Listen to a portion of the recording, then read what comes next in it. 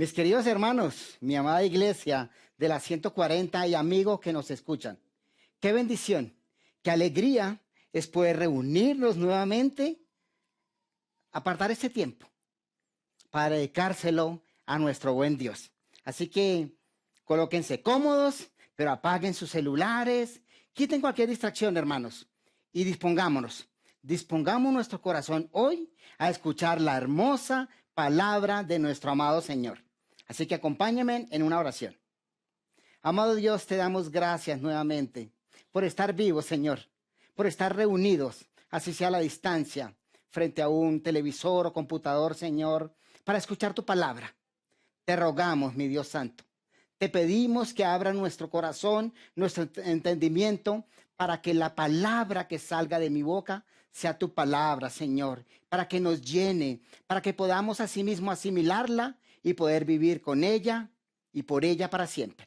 Alabado seas, mi buen Rey. Amén. Mi querida iglesia, seguimos en cuarentena. Seguimos en este tiempo que el Señor ha permitido que estemos tal vez encerrados. Podríamos decir que Dios nos regaló este buen tiempo para pasarlo con nuestras familias, para meditar en tantas cosas que debemos hacer. Y he meditado mucho en estos días.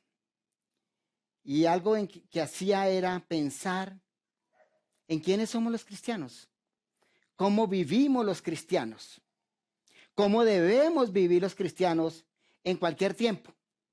Y miraba que a través de la historia, los cristianos siempre han sufrido. Nunca ha habido una época tan larga en la cual el cristiano no sufra. El Señor, cuando estaba en la tierra, nos dijo que nos daría lo necesario, pero también aflicciones. Así que no debemos extrañarnos por lo que estemos pasando. Y pensando en esas aflicciones y en nuestra vida, el Señor me llevó a meditar en una preciosa palabra, una hermosa porción bíblica que quiero compartir hoy con ustedes, y es el Salmo 32. Así que acompáñenme, abramos nuestras Biblias en el hermoso Salmo 32. El Salmo 32 es un salmo de David. David, ese hombre del cual podemos conocer tanto o podemos conocer poco. Pero el Señor nos dejó a través de este salmo una hermosa reflexión que quiero que miremos hoy. Dice el Salmo 32, versículo 1. Dichoso aquel a quien se le perdonan sus transgresiones, a quien se le borran sus pecados. Dichoso aquel a quien el Señor no toma en cuenta su maldad y en cuyo espíritu no hay engaño. ¡Wow! ¡Qué bendición! ¡Qué hermoso poder! ¡Qué dichoso la persona que el Señor ha perdonado sus pecados! Que el Señor no le cuenta esas transgresiones. Y la única manera en que Dios no te cuenta ni a ti ni a mí nuestros pecados es a través de la sangre de su precioso Hijo. Dice 2 Corintios 5:21, al que no cometió pecado alguno, por nosotros Dios lo hizo como un pecador, para que en él recibiéramos justicia de Dios. La única manera en que en esta tierra un hombre puede ser dichoso o muy feliz es quien ha puesto la esperanza, la confianza en el amado Salvador, en nuestro Señor Jesús. Es la única manera en que podemos decir, soy dichoso. Y el Salmo de David comienza de esa manera, dichoso aquel hombre, o sea, cualquier hombre a quien Dios le ha borrado su pecado. David, el rey David, nos está diciendo que es dichoso ese hombre. Vamos al versículo 3. Dice, mientras guardé silencio, mis huesos se fueron consumiendo. Por mi gemir todo el día, mi fuerza se fue debilitando. Como el calor del verano, porque de día y noche tu mano pensaba contra mí. Y nos preguntamos, ¿cómo así? Acaba de decir que es dichoso al que Dios le ha perdonado su pecado. Pero ahora dice que mientras guardó silencio, los huesos se fueron consumiendo. David aquí nos está enseñando algo. Y es que como cristianos, porque este salmo está escrito para cristianos, este mensaje es para aquellos quienes hemos recibido al Señor Jesucristo como Señor y Salvador. Y si tú, que me estás viendo, no lo ha hecho, todavía el Señor Jesús no es su Señor, no es tu Señor, no es tu Salvador, sería bueno que lo meditaras y que pensaras. Pero si ya tú lo hiciste, este mensaje es para ti y para mí. Como cristianos, ojalá no pecáramos. Cuando comenzamos nuestros pecados, cuando nos arrepentimos de ellos, el Señor dice que los perdona. Pero aún así, en esta tierra, mientras vivamos, a veces cometemos pecado. No quisiéramos tal vez hacerlo, pero vivimos en un mundo pecaminoso y aún puede haber pecaminosidad en nuestras vidas. Y de eso nos está hablando David. Nos está hablando que mientras él guardó ese pecado, mientras estuvo en silencio, se fue consumiendo. Todo el día se le acabaron las fuerzas, se secó su vida. O sea que hay una consecuencia para ti y para mí cuando no nos arrepentimos y cuando no confesamos nuestro pecado. Pero miremos un poco cuál era el pecado de David para poder entender lo que él está diciendo. En el Salmo 32 nos está diciendo y hablando de su confesión y su restauración. Pero realmente el arrepentimiento de David se registra en el Salmo 51. Entonces, quiero que miremos la historia del pecado de David y su arrepentimiento. Segunda de Samuel, capítulo 12. El Señor envió a Natán para que hablara con David. Cuando se presentó ante David, le dijo: 2 hombres vivían en un pueblo. El uno era rico y el otro pobre. El rico tenía muchísimas ovejas y vacas. En cambio, el pobre no tenía más que una ovejita que él mismo había comprado y criado. La ovejita se crió con él, con sus hijos, comía de su plato, bebía de su vaso y dormía en su regazo. Era para ese hombre como su propia hija. Pero sucedió que un viajero llegó de visita a la casa del hombre rico. Y como éste no quería matar ninguna de sus ovejas o vacas para darle de comer al huésped, le quitó al hombre pobre su única oveja. Tan grande fue el enojo de David contra aquel hombre que le respondió a Natán: tan cierto como el Señor vive, que quien hizo esto merece la muerte. ¿Cómo pudo hacer algo tan ruin? Ahora pagará 4 veces el valor de la oveja. Entonces Natán le dijo: ese hombre eres tú. Natán le cuenta esta historia porque David, siendo rey de Israel, el Señor le había permitido ser eso, ser un rey. Tenía todo a su disposición. Pero David un día, haciendo algo que no debía hacer, que estaba en la terraza, cuando no debía estar, porque debía estar, como estaban todos los reyes, en la guerra. David estaba en guerra, con muchas naciones a su alrededor y tenía su ejército en guerra, y la costumbre era que los reyes estuvieran allá, delante de su ejército, dándole ánimo. Pero él no, él se quedó, ya era rey. Subió a la terraza y puso sus ojos donde no debía. Vio una hermosa mujer bañándose y preguntó: uy, esa mujer tan hermosa, ¿quién es? Y alguien le dijo: esa es la mujer de Urías Eteo. ¿Y quién era Urías Eteo? Ese hombre era uno de los 30 que le había acompañado desde el principio, como 20 años atrás, que le había ayudado a consolidar su reino.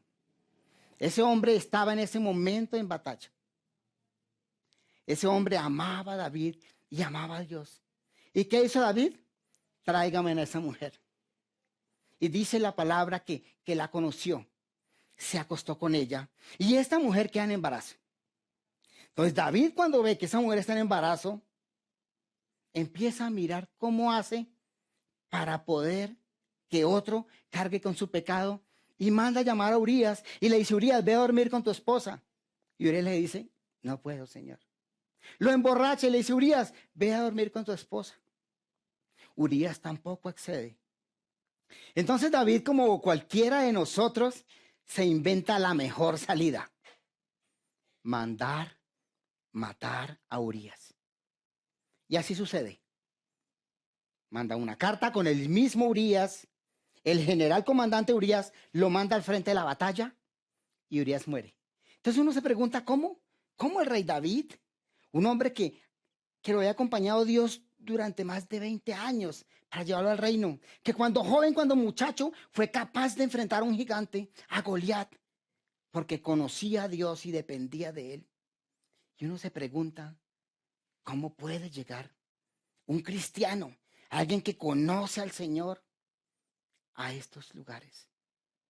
Pero hermanos, de eso es que estamos hablando hoy, de nosotros los cristianos que conocemos del Señor, pero aún continuamos pecando. Pero aún hay algo en nuestros corazones que no nos deja avanzar. Y por eso muchas veces vemos cristianos tristes, cristianos que no miran a los ojos, cristianos que no sirven, cristianos que se ven secos. Porque hay algo en su corazón, en su mente, su conciencia, que le está diciendo, tu relación con tu Dios está rota. Entonces David termina de hacer eso. Y es cuando se presenta Natán y le cuenta la historia que acabamos de ver del hombre rico que cogió la única oveja. Pero David, en ese momento, viene todo a su mente y recuerda tal vez este proverbio, Proverbios 28:13. El que encubre su pecado no prosperará, mas el que los confiesa se apartará y alcanzará misericordia. Cuando Natán le dice eso a David, David dice, sí, yo soy un pecador. Y me preguntaba, ¿cuántos Natanes han llegado a nuestra vida? ¿Cuántos Natanes nos han dicho, oye, ten cuidado, porque lo que estás haciendo está mal? Ese Natán de pronto es tu esposa, de pronto tu hijo, de pronto un amigo, de pronto alguien de la iglesia, pero tú buscas de pronto la mejor salida. Y es la que tú crees o la que yo creo, no la que el Señor dice. Pero David nos está enseñando con ello. Entonces vamos a leer lo que dijo David y lo registra el Salmo 51. Salmo 51:1. Ten compasión de mí, oh Dios, conforme a tu gran amor, conforme a tu inmensa bondad, borra mis transgresiones. Lávame de toda mi maldad y límpiame de mi pecado. Yo reconozco mis transgresiones, siempre tengo presente mi pecado. Contra ti he pecado, solo contra ti, y he hecho lo que es malo ante tus ojos. Por eso tu sentencia es justa y tu juicio irreprochable. Entonces, les decía que hoy el Señor nos muestra unas buenas, excelentes instrucciones a través de su palabra para nosotros. Entonces, quiero que hagamos 4 puntos. El primero es un corazón arrepentido. Y es lo que podemos ver en David. Un corazón arrepentido. Entonces, en el versículo 5 del Salmo 32 dice, pero te confesé mi pecado y no te oculté mi maldad. Y me dije, voy a confesar mis transgresiones al Señor, y tú perdonaste mi maldad y mi pecado. Entonces, vemos aquí 2 cosas. La primera es el arrepentimiento de David. Cuando hablamos de arrepentimiento, esa palabra en el original es metanoia, que quiere decir cambio de dirección, cambio de mente, cambio de corazón. O sea que David entendió que le había fallado a Dios, que era un pecador, se arrepintió de ese pecado. Pero se arrepiente de corazón. O sea que cambia de acción, cambia el accionar de su vida. Y eso fue lo que pasó en David y lo que debe pasar en cualquiera de nosotros. Cuando se presente ese Natán en nuestra vida, nos muestre el pecado y nosotros podamos, con un corazón arrepentido, llevarlo al Señor y decirle, Señor, perdóname porque he pecado.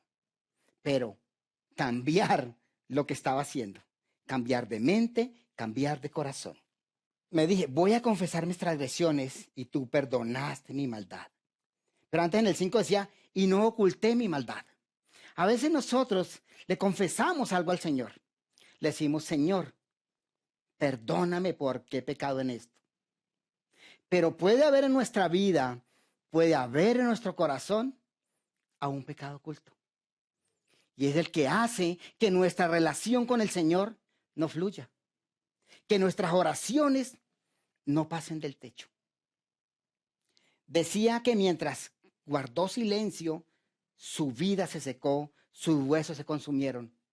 Hermano, hermana, amigo, si tú y yo pecamos siendo cristianos, el Señor en su infinita misericordia y amor nos va a permitir vivir las consecuencias de ese pecado.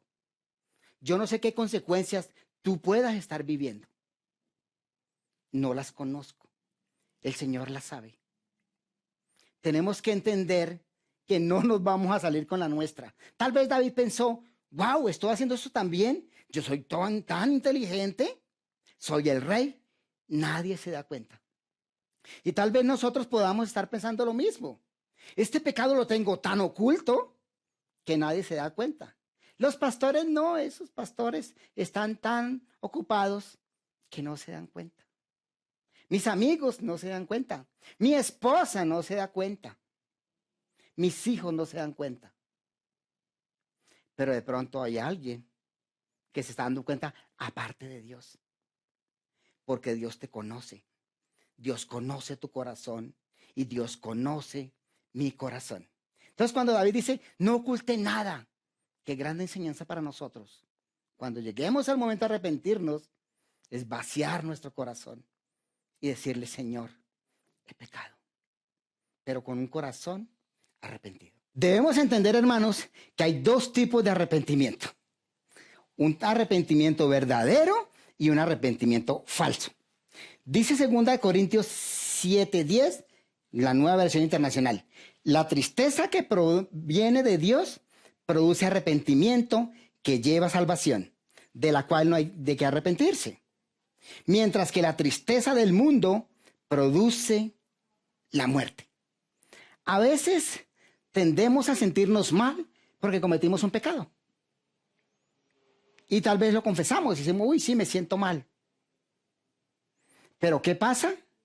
Que pasado un tiempo volvemos a cometer el mismo pecado. Y pueden haber pasado 5, 10, 15, 20 años y seguimos cometiendo el mismo pecado. Pero hablamos que el arrepentimiento verdadero es el cambio de mente, es el cambio de dirección. Luego entonces, aquí tenemos que revisar nuestra vida y pensar qué está pasando realmente. ¿Será que no soy realmente un hijo del Señor? ¿Será que no me he arrepentido de mi maldad? ¿Será que el Señor aún no es mi Señor y Salvador? ¿Será que solo soy religioso? ¿Será que solo me gusta lo que hacen en la iglesia? Es una grande pregunta que debemos resolver. Entonces hablábamos del primer punto, que era un ¿qué? Un corazón arrepentido. Segundo punto, una confesión sincera. Dice el Salmo 32:5. Pero te confesé mi pecado y no te oculté mi maldad y me dije, voy a confesar mis transgresiones. Cuando hablamos de confesión, estamos hablando de ese sentimiento que hay en mi corazón de que reconozco que realmente soy un pecador, que acepto la culpa y que acepto el castigo por ello. De eso hablamos cuando hay una confesión sincera, porque yo puedo simplemente confesar y decir, yo fallé, yo pequé. Eso se puede decir y cualquiera lo puede decir. Pero cuando viene del convencimiento de tu interior, de tu corazón, de que realmente le has fallado a Dios, dice la palabra de Dios que un corazón contrito y humillado no lo desprecia el Señor. Y ese es el tipo de confesión que vemos en David, esa confesión sincera que viene del fondo de su corazón de reconocer que realmente había pecado contra el Señor. Punto número 3. Un perdón inmerecido. Dice el Salmo 32 en la parte 5b. Y tú perdonaste mi maldad y mi pecado. Y nos preguntamos, ¿qué es perdón? Perdón, ese acto es deliberado de Dios. Solo le compete a Él. Solo Él le puede hacer porque contra Él es que pecamos. Y ese regalo de que aún siendo pecadores, Él nos perdona cuando realmente nos hemos arrepentido. Cuando realmente de todo corazón le decimos, perdóname.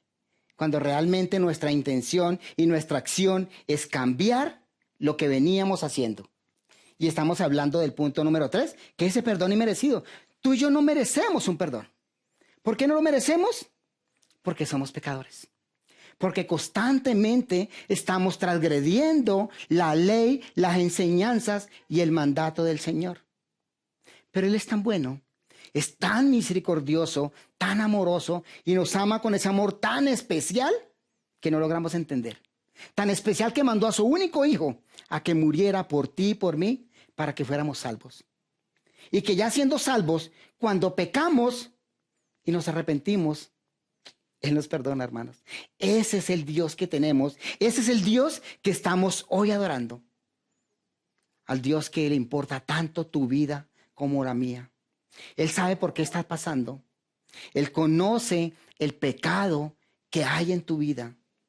Y hoy te está llamando y te está diciendo, quiero tener una real y verdadera comunión contigo.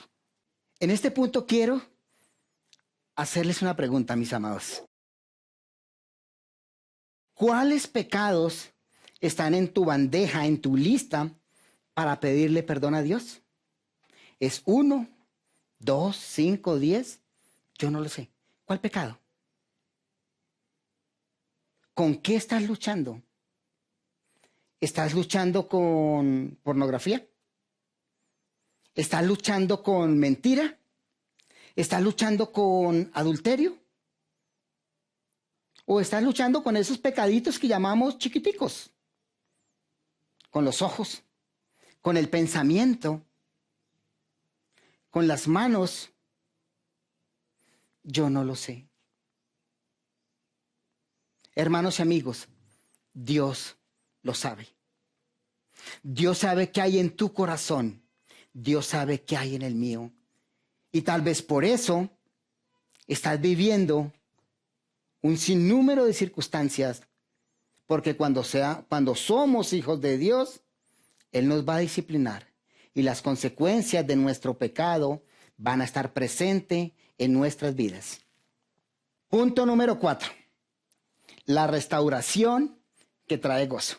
Entonces David nos estaba contando eso, que él se arrepintió, que él confesó su pecado y que Dios lo perdonó. Y ese perdón de Dios trae unas cosas maravillosas a tu vida y a la mía, como las trajo en David. Dice Salmo 32, del 6 al 11. Por eso los fieles te invocan en momentos de angustia.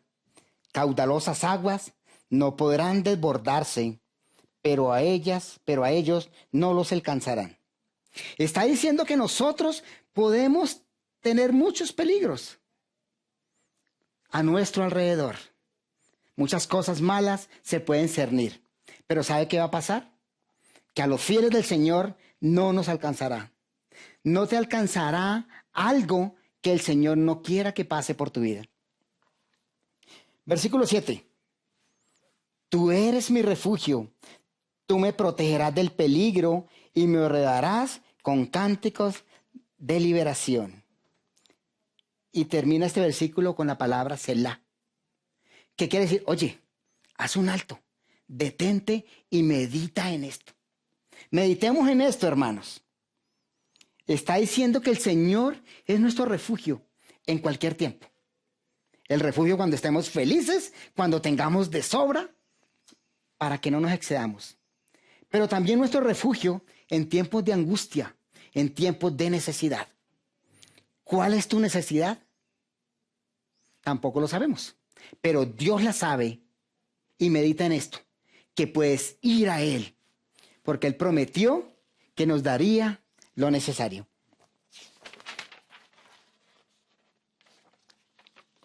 Y miren Mire esta hermosa instrucción del Señor cuando hemos restaurado nuestra relación con Él. Yo te instruiré, yo te mostraré el camino que debes seguir, yo te daré consejos y velaré por ti. Y es impresionante lo que dice en adelante. No seas como el mulo o el caballo, que no tienen discernimiento, y cuyo brío hay que domar con brida y freno para acercarse a ti. Mire con qué nos compara el Señor cuando estamos lejos de Él. Cuando no hemos tomado la decisión de arrepentirnos del pecado. Cuando no hemos tomado la decisión de restaurar nuestra comunión con Él, nos está diciendo mulos, caballos, tercos, necesitan disciplina, necesitan un látigo. Y tal vez el Señor en su amor no lo va a dar. ¡Wow! ¡Qué grande ejemplo! Mulo o caballo. Pero dice el 10, muchas son las calamidades de los malvados, pero el gran amor del Señor envuelve a los que en Él confían. Hermano, y si tú no te alegras de escuchar esta palabra, yo no sé con qué te alegras. Porque nos está diciendo que los que no confían en el Señor, los malvados, los que no se han arrepentido, los que aún su corazón es de piedra y están creyendo en miles de cosas, van a sufrir. Y tal vez en esta tierra ellos se escapen por un tiempo a la disciplina del Señor. Tal vez tú los veas ahora en abundancia. Tal vez tú los veas gozando de bienes materiales. Tal vez muchos. Pero eso es pasajero. Eso termina en esta vida. Pero un día, dice la palabra del Señor, que Él, que es justo, le dará a cada uno lo que merece. Dice, pero el gran amor del Señor envuelve a los que en Él confían.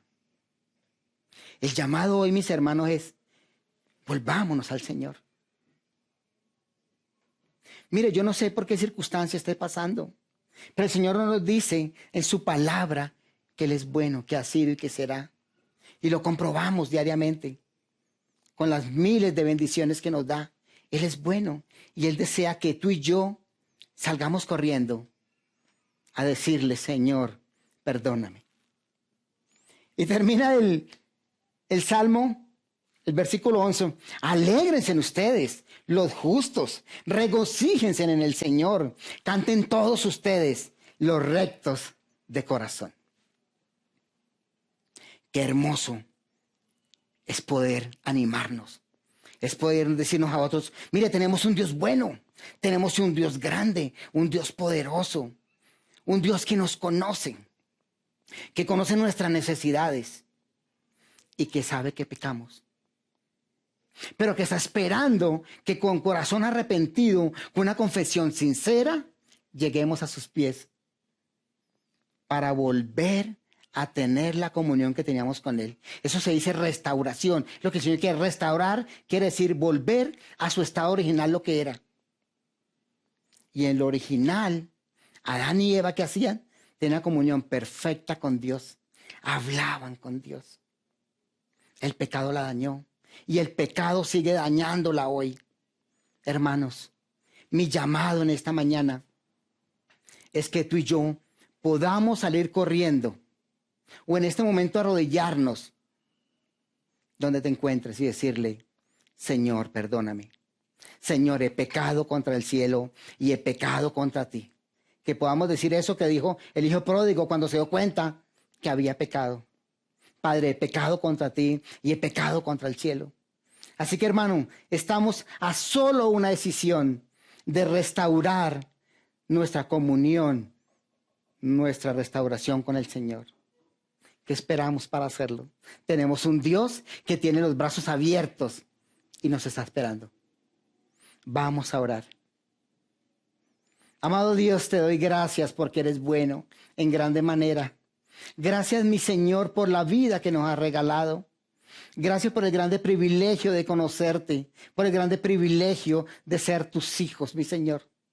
Yo te ruego que tú nos ayudes a cada uno de nosotros, a mis hermanos, a las personas que me escuchan, a que puedan entender que si aún hay pecado en nuestras vidas, que si hemos pecado ayer, antier u hoy, mi Señor, podamos acudir a ti a pedirte perdón. Que podamos entender que tú nos amas y que tú no quieres que estemos sufriendo por un pecado, que tú hiciste todo para que nosotros estemos bien hoy y estemos bien en la eternidad contigo. Alabado seas, mi buen Señor, y bendecido tu nombre por siempre. Amén. Mis queridos hermanos, que el Señor les bendiga, que el Señor les guarde grandemente. Muchas bendiciones.